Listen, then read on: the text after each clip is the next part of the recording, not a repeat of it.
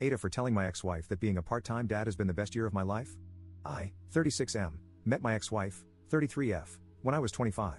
We fell in love, and the children came sooner than we planned, but it just happened, and I love the hell out of my children, 9F, 7M, and 5F. The first few years of our relationship were great, but then it wasn't. Looking back, it wasn't anyone's fault, we just became very different people. After 5F, our bedroom life became non-existent. It felt like, for my wife, the purpose of being intimate with me was done now that we have 3 beautiful children. After 3 years, we started having intimacy again in the form of mercy rub and tugs in bed. It wasn't enough for me, but she told me that she was tired and busy with 3 small children. I was tired too, but I was more than prepared to make an effort to plan and make time for romance. I had a vasectomy so my ex-wife didn't need to take unnecessary hormones because we were done having children. When it started affecting our children, seeing us very irritated and cold towards each other, I thought I should man up and pull the plug. We haven't been happy or intimate since before our second was born, and we haven't had real intimacy since we conceived our youngest.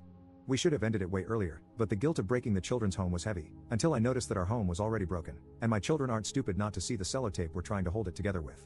I asked for a divorce. Everyone told me I was insane and to think about the children, and it was very hard in the beginning, yes. I left the house for my ex while I rented a 2-bedroom nearby, and we started doing 1 week each. I was positively surprised at how much happier the children became seeing me happy and not easily irritated and brooding. I started seeing my girlfriend, 40F, about a year ago, and what was thought to be a casual, one-time thing, turned out to be the love of my life. She is amazing in every aspect. She's kind, loving, successful, funny, and so unbelievably beautiful. She is child-free, and she was happy that I was done having children. On my child-free weeks, I can just be with her, just being me. Late breakfasts in bed, morning plowing under the sheets, wherever I want in the home. I know it makes me sound like a selfish douche, but on my weeks, I give 100% because I'm content and happy with life. She has met my children too, and they adore her. Why this lengthy background? I'll tell you.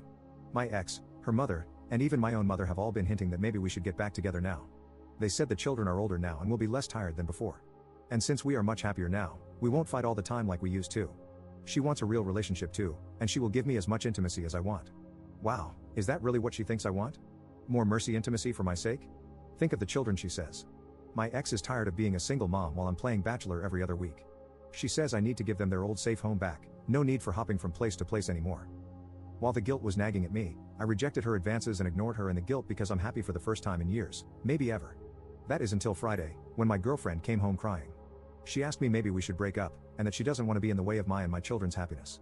She asked me if I was still in love with my ex. It broke my heart to see her broken, like I didn't do a good job showing her what she meant to me and how much I loved her. It turned out my ex-wife has contacted her, telling her that she was the reason we aren't back together yet, and that the children are suffering. My ex said we were supposedly still in love with each other, and that I was only with my current girlfriend for temporary fun. I called my ex, livid, and she called me selfish. I then told her that being a part-time dad was the best thing that ever happened to me because I'm a human, not only a father. My ex-wife started crying. I apologized for hurting her, but she hung up. Now I'm being bombarded by my mom and the rest, saying that I'm a selfish man and a terrible father. My mom even sent me a video with my children, where she asked them how they would feel if mommy and daddy moved back together, and they were so happy, saying yes and jumping. I can't forget my daughter's face lighting up with happiness at the prospect. This video was sent to my girlfriend as well, and now she is distant and broken. I hear her cry whenever she thinks I don't hear her. Am I wrong here? Am I being a terrible parent? What my family doesn't understand is that my children's happiness now is the result of me leaving our toxic, depressing existence, but how can you explain that to small children? Update 1. Thanks, everyone, for the advice and suggestions. I'm overwhelmed with the amount of support I got here.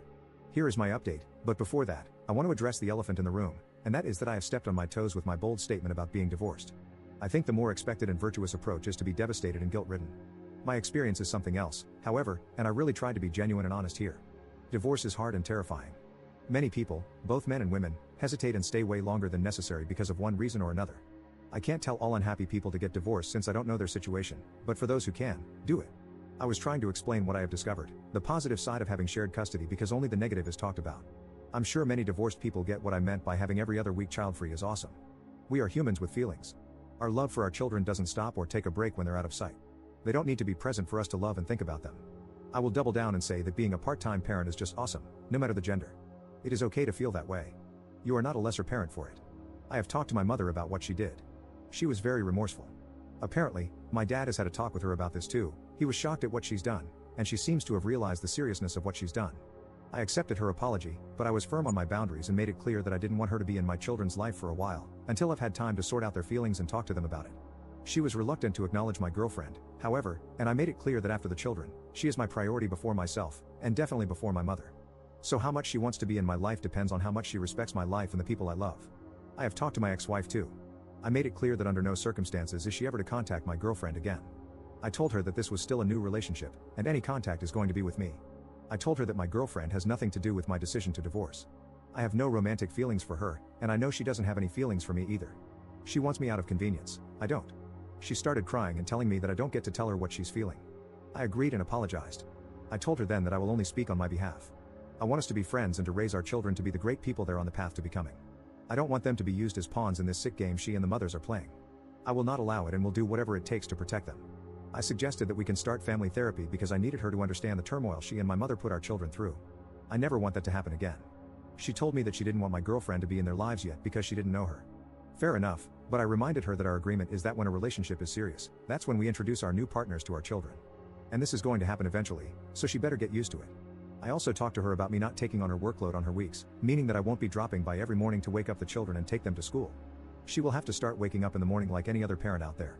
Regarding food, I will still send home-cooked meals with my children on the weeks there with her because I know that I can't demand her to cook, but at the same time, I don't want my children to eat junk food.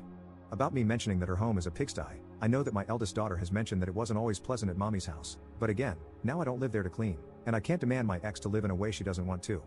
I have, however, offered that on the Fridays my children go home to her to spend the week, I will send a cleaning service so the children have a somewhat clean environment. She agreed. She was angry about having to wake up early, however, because she usually starts work at 10 in the morning. I guess she will have to adjust. About my girlfriend. We were supposed to spend the coming weekend together with the children, but I will respect my ex-wife's wishes for now, at least until we have gone to some sessions with the children, and I can bring it up again. However, she is spending the rest of this week with me. I know that she feels guilty. I have tried to explain that she has nothing to do with whatever happened, and that she was dragged into this situation without any reason because with or without her, I would never go back to my old life. That I left this marriage before I even knew she existed. I don't know if she believed me or felt reassured, she just said that she loved me. I apologized to her, and I will try to make her feel comfortable with me again. I guess this is one of those test relationships hit, and we shall see if our connection is strong enough to overcome this. I think it is.